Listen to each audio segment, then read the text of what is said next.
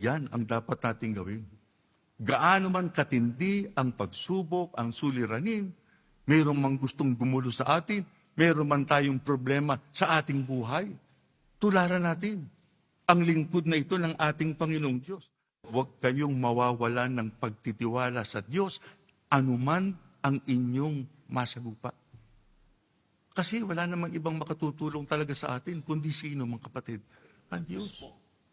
Bakit ba tayo nakakasurvive sa lahat ng bagay na hindi pangkaraniwan na ating nasasagupa sa buhay na ito?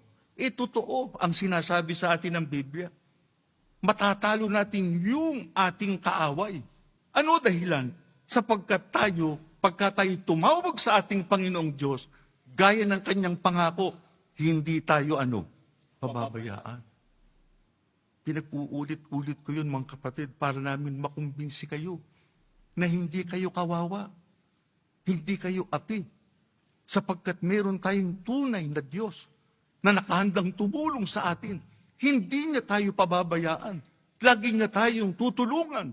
Ano lamang ang kinakailangan? Magtiwala, manalig, sumampalataya, huwag mag-aalinlangan sa magagawa ng ating Panginoong Diyos. Pagkaya ng ginawa natin, tiyak ang ating Panginoong Diyos tutulong sa atin. Kaya nakita ninyo ang tema natin sa ating anibersaryo. Ano yun? Patuloy tayong magbigay ng kasiyahan po kanino? sa Diyos. Sa Diyos. Bakit? Ano dahilan?